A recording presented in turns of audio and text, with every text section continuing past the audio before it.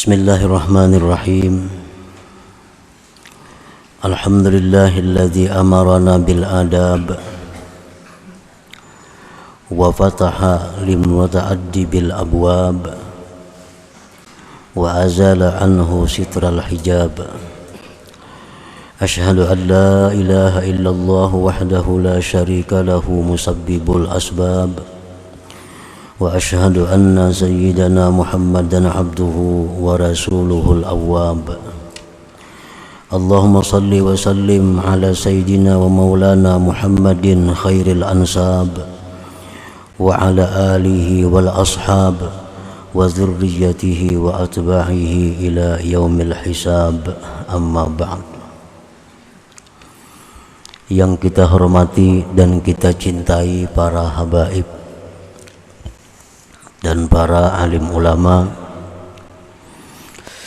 para muhibbin, hadirin hadirat rahimakumullah.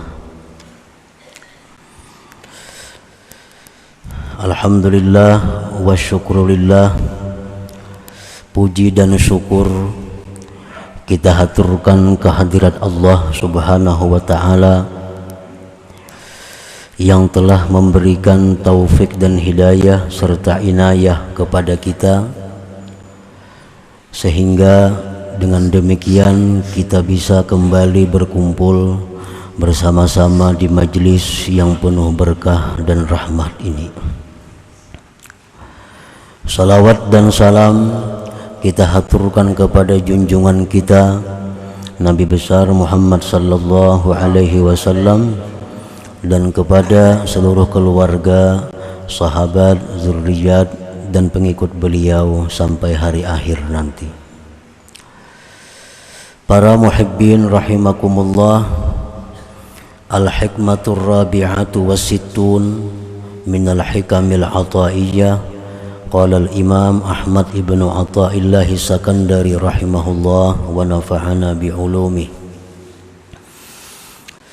Hikmah yang ke-64 dari Al-Hikamil Athaiyah, berkata Imam Ahmad ibni Athaillah As-Sakandari rahimahullah, min jahlil murid ayyusi al-adaba patu'akharal uqubatu anhu payakula law kana hadha su'a adabin laqata'al imdada wa awjabal ib'ada faqad yaqta'ul madada anhu min haitsu la yash'uru walau lam yakun illa man'al mazid wa qad tuqamu muqamal bu'di wa anta la tadri walau lam yakun illa ayyukhalliyaka wa ma turid.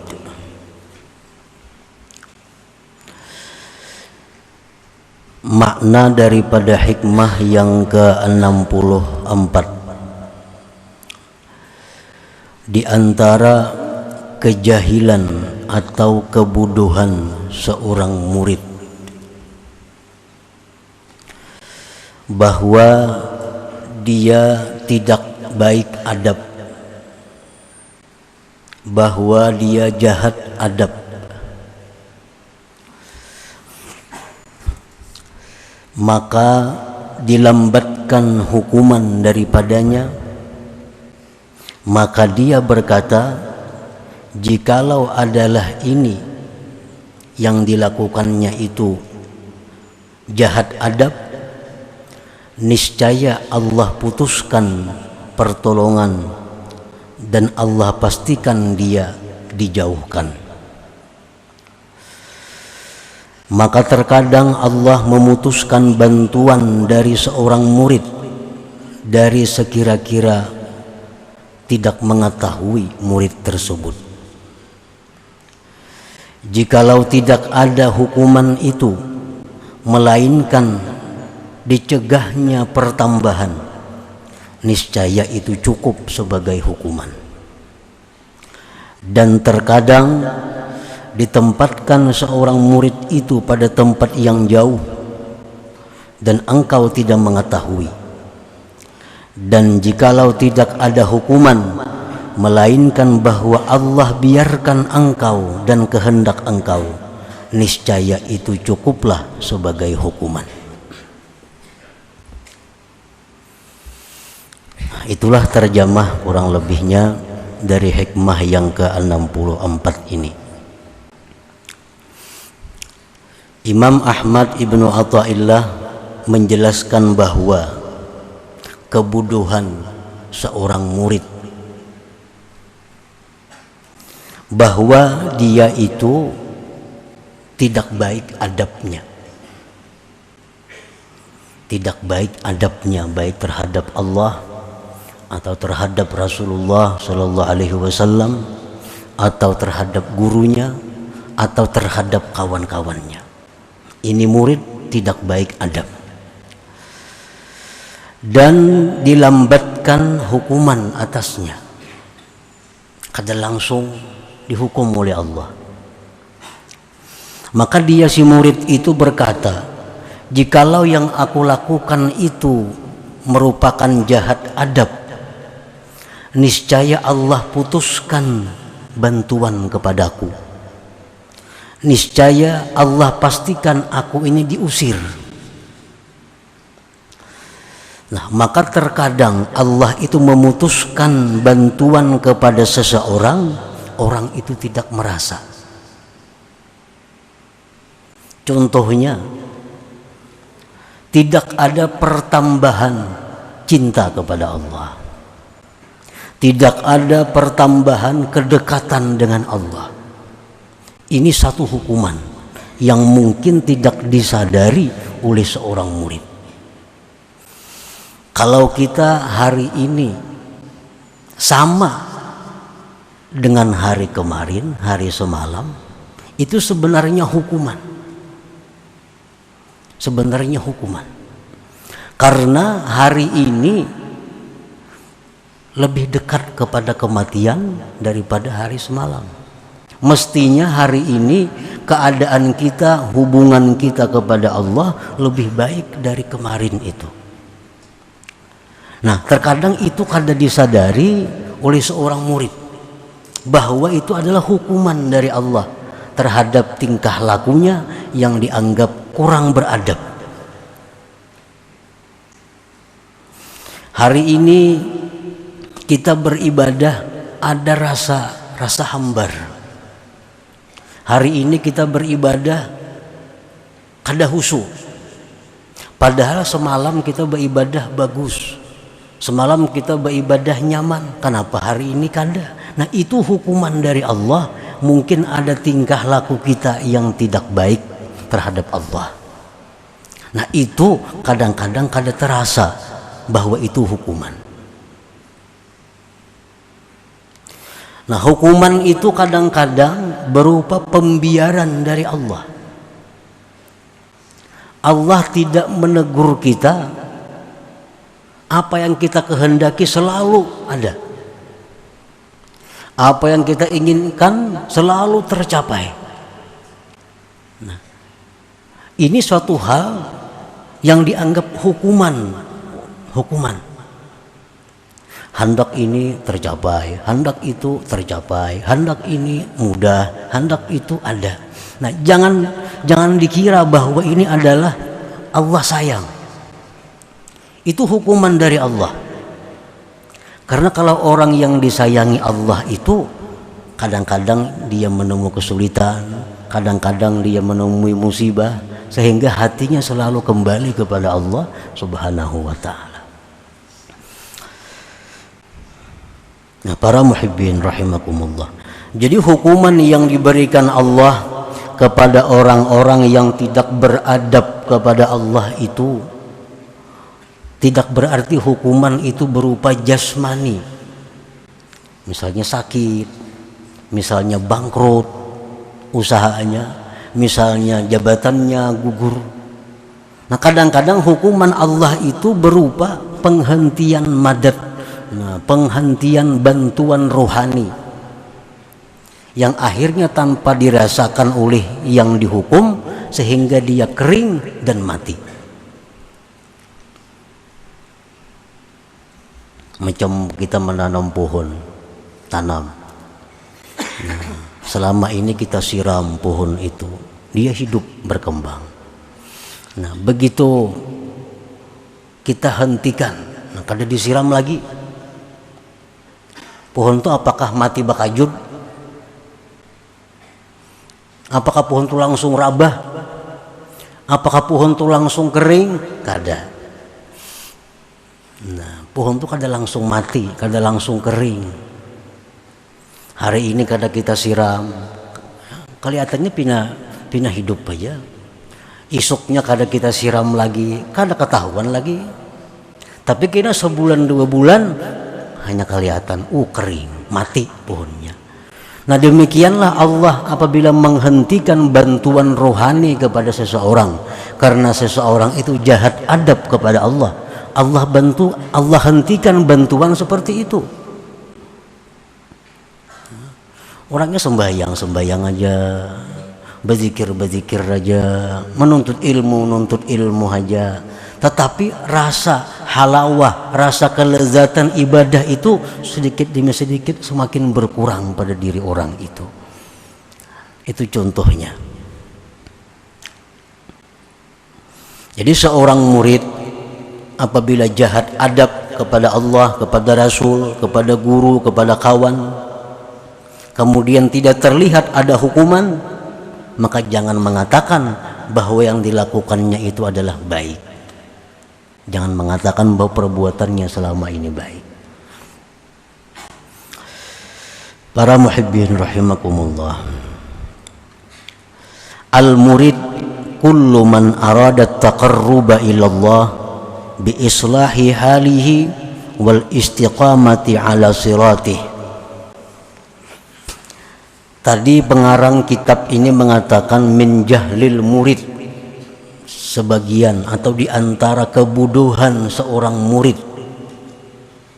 Nah, murid itu macam apa ngaran murid itu?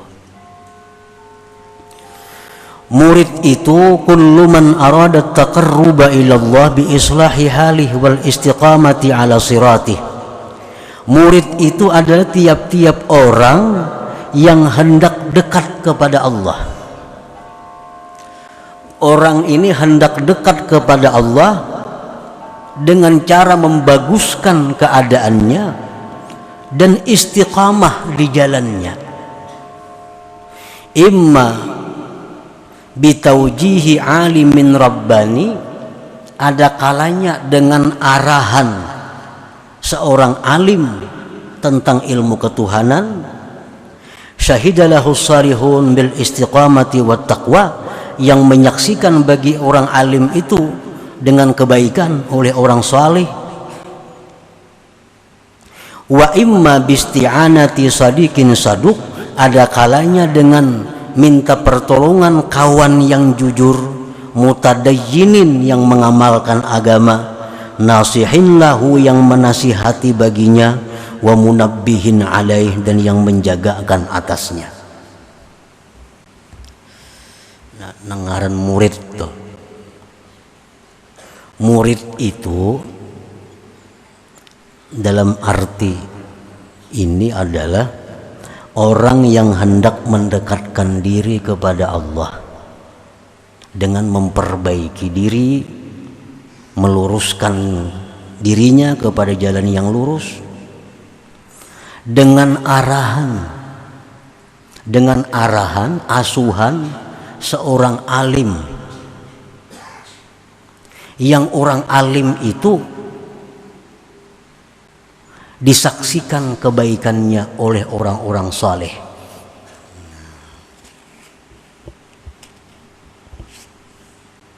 Jadi kadangkala kita mendekatkan diri kepada Allah tanpa ada yang membimbing kita, itu kada bisa. Karena seorang murid itu dia membersihkan diri dengan arahan, bimbingan seorang alim, yang alim ini orangnya dianggap baik oleh orang-orang saleh. Nah, orang alim ini disebut Asy-Syaikhul Mursyid ngarannya, guru yang membimbing. Guru yang membimbing ini ada dua, ada Asy-Syaikhul Mursyidul Kamil, guru pembimbing yang sempurna. Ini yang mengetahui tentang hal ihwal zahir dan batinnya seorang murid. Ada Syaikhul Mursyid, ada seorang guru yang membimbing, tapi dia kada kamil, kada sempurna, namun dia pernah dididik, dibimbing oleh seorang syekh mursyid.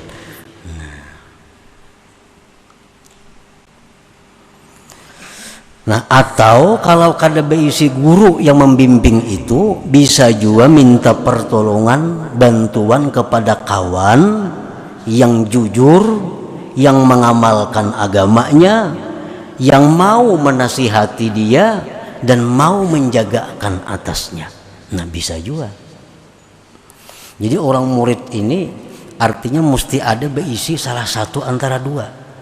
Imma guru membimbing atau ada beisi kawan.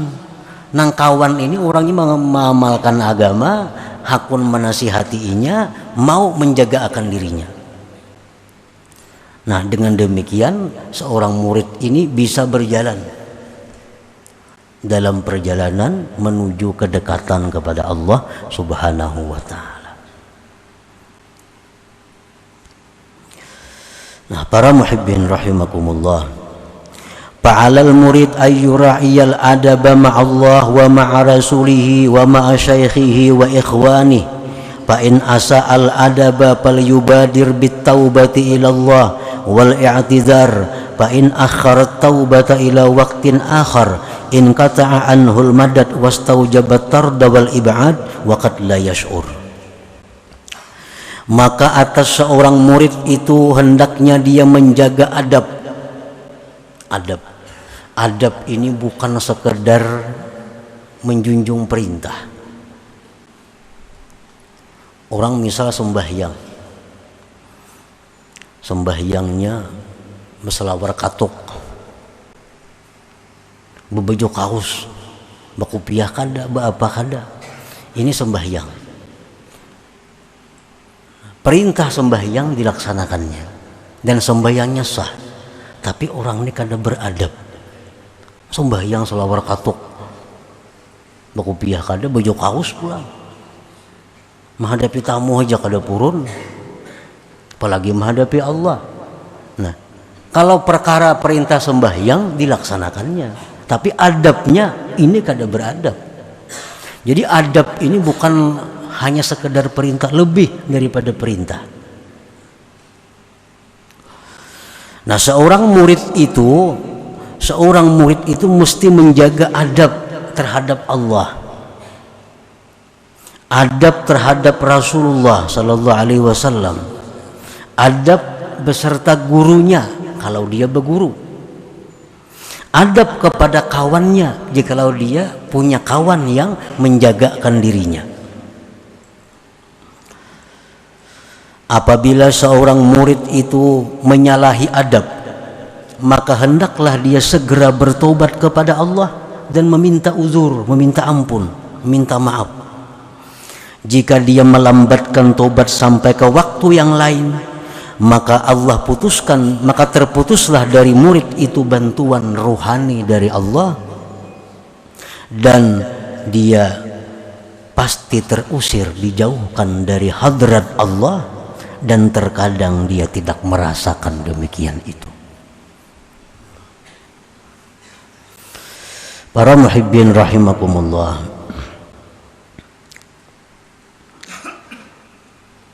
jadi golongan manusia ada yang disebut dengan awamul muslimin. Nah, awamul muslimin itu artinya orang awam, orang yang hanya sekedar melaksanakan perintah Allah, sekedar menjauhi perintah Allah, habis. Ada golongan yang disebut golongan muridin.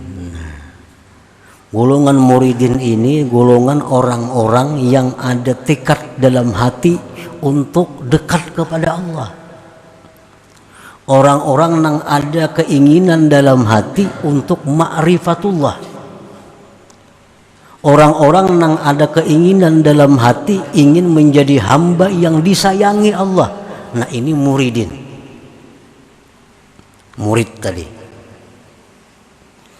Nah orang jadi muridin ini lalu ia mencari gurunya untuk mengarahkan dia, atau dia mencari kawan nang ahli agama nang bisa menjaga menasihati dia. Nah apa keuntungannya orang muridin ini dibanding orang awam? Orang muridin ini dalam perjalanannya andai kata dia mati, maka dia digolongkan dengan golongan wasilin, orang yang telah sampai kepada ma'rifatullah. Orang ini orang murid hanya murid, hanya sehari berguru. Nah ulun guru waina jaga akannya, bila ulun ini nang salah tagur akan, nah, ulun ini ada nang kada bagus tagur kada bapak. Ulun siap, ulun nak jadi orang baik. Hanya sehari. Jaguru cuma itu cuma baca ini 1000 kali sehari dulu. Amalakannya 1000 kali sehari. Mati orangnya. Nah, di akhirat orang ini akan dikumpulkan oleh Allah dengan orang-orang yang ma'rifat dengan Allah. Nah, ini keuntungannya orang yang muridin. Kalau orang awam ya golongan orang awam.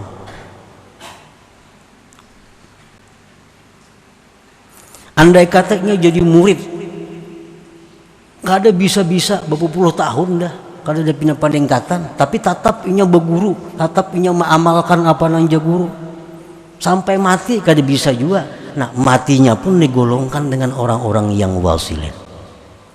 Nah ini kelebihan keuntungan orang yang jadi muridin ini, orang jadi murid. Lawan kawan banyak. Nah kawan lana. Aku ini tolong aja dilihat ya kan, mun aku ini ada nampina kaliru tingkah lakuku tagur aja aku, kada apa-apa aku suka. Amun aku ada pina akhlak nampina kada bagus, nah lah kasih. Macam Sayyidina Umar radhiyallahu anhu, Sayyidina Umar mendatangi sahabat Nabi yang bernama Hudzaifah. Wahai Hudzaifah, lihat ya kan pang diriku ini adakah sifat-sifat munafik? Bila ada padahal, nah ini contohnya. Nah bila kita macam itu dengan seorang kawan kita ini orangnya ahli agama, mengamalkan agama, baik, jujur, nah kita jadi seorang murid. Jadi seorang murid.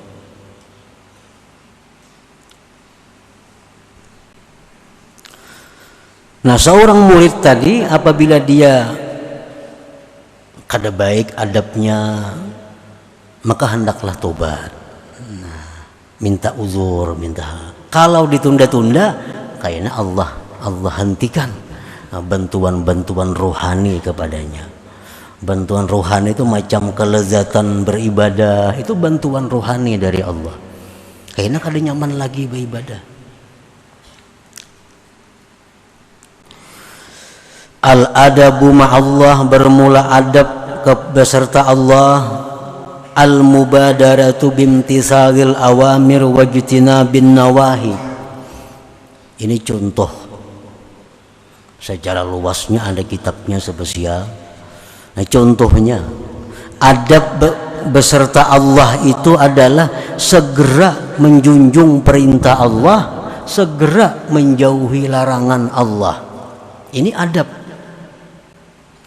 Kita misal sibuk berdagang, berkabun, atau rahatan bepandiran dan gak ada kekaruan, orang azan, nah orang azan mubadarah segera, ini perintah Allah, segera, ini adab kepada Allah. Men orang azan tatap aja begawi, tatap aja bepandiran, orang bang sudah, orang kamat sudah, orang bulikan di masjid tatap aja, karena pukul 2 hanya sembahyang zuhur. Nah ini melaksanakan perintah Allah tapi kada beradab kepada Allah. Kalau orang awam kada jadi masalah, pukul 3 kada sampai zuhur kada apa-apa, sampat saja. Cuma kalau seorang murid ini dianggap kada beradab kepada Allah. Mestinya seorang murid itu begitu azan siap. Misalnya seorang murid ini ada dalam usahanya bersangkutan dengan nang haram, atau pakaiannya ada bersangkutan dengan nang haram. Seorang murid, baik laki-laki, murid bini-bini, gak ada jadi masalah. Ditegur, itu pakaian ikam tuh kada boleh, itu haram. Mau segera ganti pakaian itu. Nah, ini adab kepada Allah. Segera menjunjung perintah Allah, segera menjauhi yang dilarang oleh Allah. Itu adab ngarannya. Nah, contohnya lagi adab beserta Allah itu wa adamil i'tirad 'ala Allah wa 'ala khaliqatih. Contohnya lagi tidak mengeritik. Nah, tidak mengeritik artinya kada membahas atas Allah dan atas makhluknya. Ini adab seorang murid kepada Allah. Maka kenapa Tuhan kah itu umpamanya, nah kenapakah Allah kada mengabulkan lagi doa ini, lawas benar sudah berdoa. Nah ini ya i'tirad Allah. Bagi seorang murid itu satu kesalahan yang mesti tobat kepada Allah.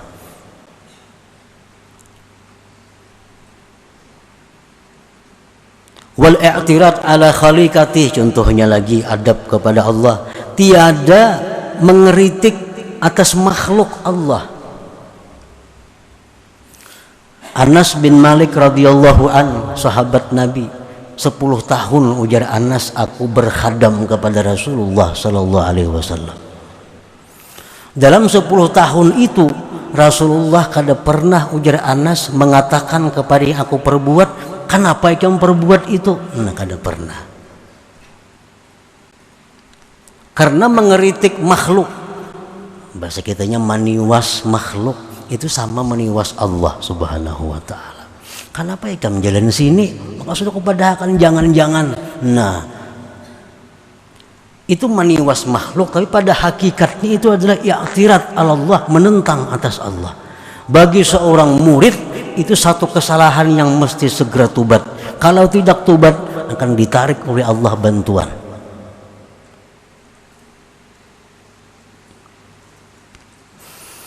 Imam Junaid al-Baghdadi rahimahullah wa nafa'ana bi ulumih, beliau berkata, satu hari ujar Sidin, aku ada melihat seorang pemuda. Pemuda ini minta-minta. Nah, minta-minta di pasar. Dalam hatiku bergeritik, oman itu anumnya minta-minta jaka becari baik benar itu. Dalam hati nih, itu anum kuat sihat minta-minta jaka becari pang menurih kenapakah? Malamnya ujar Sidin aku beribadah samalaman, kada ada merasa nyaman, kada ada merasa lezat. Aku ingatakan apa kesalahanku. Sekalinya siang tadi aku ada i'tirad kepada makhluk Allah. Dalam hatiku ada mengeritik, meniwas kepada makhluk Allah. Jakanya berusaha itu bagus banget, kada minta-minta. Nah, jakanya itu.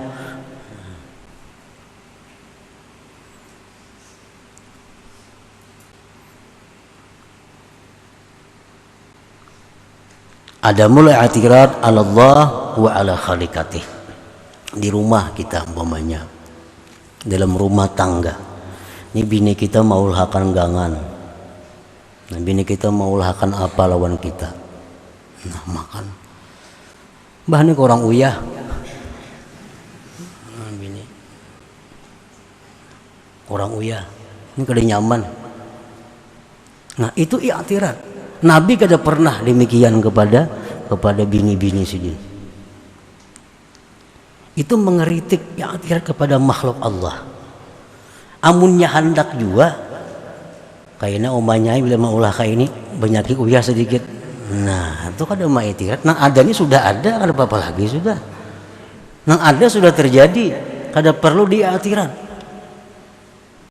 Nah, bini nyorongi nasi, wah karaunya bemasak kayak ini sangkal makan. Nah, baik juga surunginya.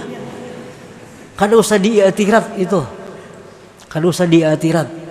Nang dudi kena omanya bil bemasak lambiki sedikit. Nah, apa ngalihnya? Kalau seorang murid itu ma'atirat demikian, bila kada tobat kepada Allah, in kata al-madad, bantuan rohani akan diputuskan oleh Allah Subhanahu wa ta'ala. Nah, hal-hal yang kecil ini jadi besar bagi seorang murid, bagi seorang yang ingin mendekatkan dirinya kepada Allah Subhanahu wa ta'ala.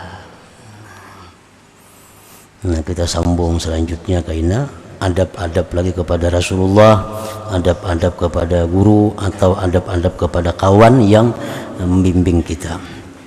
Ila hadratin Nabi sallallahu alaihi wasallam. Al-Fatihah. A'udzubillahi minasyaitonir rajim. Bismillahirrahmanirrahim.